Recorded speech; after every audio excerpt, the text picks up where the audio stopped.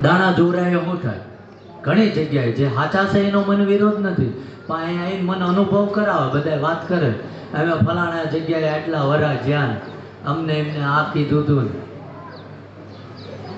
લીંબુ મરચાં નાળિયેર ને આવું ઘરે ટીંગાળ દે. કરો છો કે ન કરતા? તો લીંબુ વેચવા વાળો હુંડલામ લઈને હું કામ નીકળે? જો લીંબુમાં જેટલી તાકાત હોય તો એવડે ઘરે તોરણ બાંધે ઘરે પૈસા દરડા ના કરે. આ નાળિયેર વેચે 20-20 રૂપિયાના, એ તમને ગણાય તો અહીંયા ઘરે ગઈ આવો સોલી ના આપે તમને, અહીંથી લઈ જાઓ, સોલવા નહીં પડે. આ જોયું છે મેં ઘણી જગ્યાએ. તો એવડા ઘરે કોથળો ના ટીંગાળ દે, કોઈ મેલી વિદ્યા ઘરમાં ના આવે નાળિયેરનું. હા માન્યામાં આવે? હા ઘણા અહીંયા આવીને મને કે બાપુ અમે એક કામ ધાર્યું હતું અને દાદાને 5 નાળિયેરનું તોરણ માન્યું હતું, કામ થઈ ગયું છે, શું કર્યું? તોરણ મૂકી દેવું. હવે મને હલવાડે. હવે એ તો તારી કંઈક આસ્થા છે, તમારા કઈ 2 હાથ આંગળીનું 5 આંગળીઓનું પુનઃ છે તો એને કામ કર્યું, તારા 5 નાળિયેર હાટું ન કર્યું. એ મને પૂછાય જ નહીં. બાધા રાખી એવી રાખજો કે દાદા મારું કામ થઈ જશે તો હું કોઈક નિરાધાર માણસ છે ને એને એક ટાઈમ 5 જણાને જમાડી દઈશ. મારો ઠાકર રાજી કે કદાચ આ 52 ગજની ધજા લઈને આવો, એમાં જો બુટકોટ સીવડાવી તો 5 હાથ થાય એવી ધજાયું લઈને ના આવશો. એ પેરણ કોક ગરીબ માણસ છે ને 5 બુટકોટ એના બનાવરાઈ એને પહેરાઈ દેજો. મારો ઠાકર એવું કહે છે કે જીવો તા લગીની તારી ધજા એ પહોંચી છે. સમજાય? આ તો પૂછે અમને ચેતી ચડાવજો, એટલે હું દિહાળી મૂકી છું. એને 1.5 મીટરની હોય તો એ રાજી જ છે. બીજા ચડાવ મને કઈ વિરોધ નથી, પણ જે સમજણ લાવવાની છે એ લાવો કે જે કંઈ તમારું કાર્ય થાય, તમને ભગવાન આગળ તમને તરક્કી આપે તો એમાં તમે તમારેથી પાછળ છે એનું વિચારજો કે ભાઈ હું એના અભરે ભરી દઈશ એવું નહીં, પણ જે કંઈ રોજગાર ધંધો મળ્યો ને તમારી આ જગ્યા થતી હોય તો ઘરે કોઈક બેહી રહે છે એને લઈ જવો. ઘણા એમ કે આપણે જેને આગળ લાવી એ જ આપણને કાપે છે, એ એની બુદ્ધિ. આપણે તો સારું વિચાર્યું ને, એ એની બુદ્ધિ છે. કાપવા દો. પરમાત્મા બધી નોંધ કરે છે. નસીબમાં જે લખ્યું છે એ કોઈના બાપની તાકાત નથી છીનવીને લઈ જાય. અનુભવ થશે. કાલ જગત તો કહે છે ને કે તને આને હાલીને આંગળી પકડીને હાલતા શીખવાડ્યું તેવો એને નામો થયો. અને છેલ્લે કઈ નહીં થાય, મરણ પથારીએ પડશે ને તારે એને જ્ઞાન તો થશે મેં જીવનમાં આટલા કામ ખોટા કર્યા. સમજાય? એટલે વધુ સમય નથી લેતો. જે કંઈ અહીં કોઈ બાધા કે કહીશું કંઈ આપવામાં નથી આવતું. આ જગ્યા આ ભૂમિકા એટલી પવિત્ર છે. અહીં આયા છો તો તમે આયા નથી.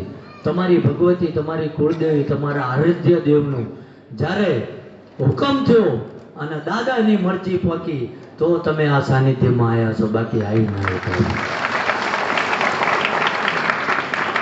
છેલ્લા 15 દાડેથી નક્કી કરતા હતા આજ જેવી કાલ જેવી, આજ જેવી કાલ જેવી.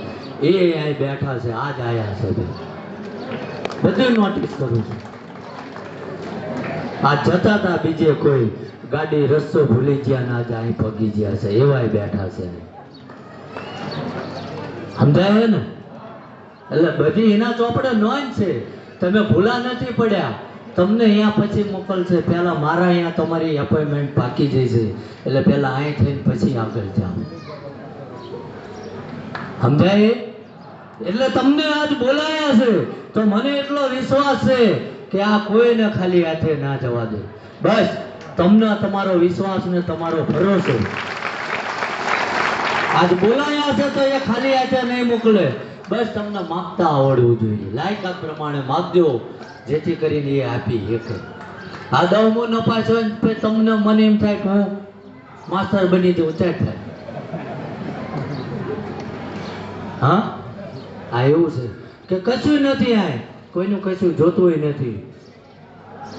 ઘણી દયા છે ઠાકરની.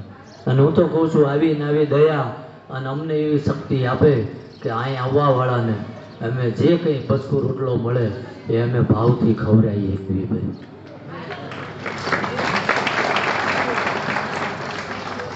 સમજાય કે આપણે કોણ શું કરે એને મારે શું લેવા દેવા.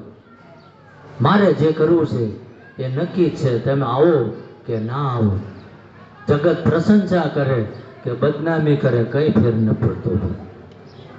મેં તો મારો માર્ગ 1 વર્ષથી ભાળે જ લીધો. શું કરવાનો છે? 1 વર્ષ મારે જે હતો એ સમજાય ને. હા, એમ કે અમને જે અજવાળું મળ્યું છે આજ સમજો. કોઈ તમને કહે કે ભાઈ આ ગુફા પાર કરવાની છે, તો ગુફામાં તો લાઈટ ના હોય ભાઈ આપણે બાનું કાઢ્યું છે ને કે મેં અજવાળું વધતો એમ જા. પણ એમે પેલું ક્યાં ને કે મોબાઈલની ટોર્ચ હોય ને એ ચાલુ કરીને હલવી છે કે 3 ફૂટ તો અજવાળું પડે છે ને, રોજ 3 ફૂટ કાઢો, આજ નહીં તો કાલ ગુફા પાર થઈ જશે. અમે તમને આટલું જ અજવાળું બતાવી છે કે આ દાદા રહ્યા ને એ મોબાઈલ રૂપી અજવાળું આપી છે કે આ હાથમાં પકડીને હાલવાનું ચાલો. ગમે એટલું અંધારું હોય છે, કાલ અજવાળું આવે ને આવે ભાઈ. અમારી પાસે જોડાઈ લઈશું, પૂછી લઈશું. જો હું ચમત્કારી હોત તો આ ગાડીનું ડીઝલ બાળીને હું કામ નોકરી જતો હોય, અહીંથી અલોપ થઈ જાવ ને અહીંયા પ્રકટ થઈ જાવ. હા, ઘણા કે આશીર્વાદ આપી દો, સારા ટકા આવે. હમણાં મેં વાત કરી હતી ને, તો ભાઈ આ શાળા સ્કૂલ ને કોલેજનો ખર્ચો શું કામ? આ લાવો માથે હાથ મૂકું, સર્ટી લઈને નોકરીએ લગાડ દો. થતું હોય એ થાય, એમ નથી થતું. એટલે અહીંયા આવ્યા છો તો આ જગ્યા, આ ભૂમિકા એટલી પવિત્ર છે.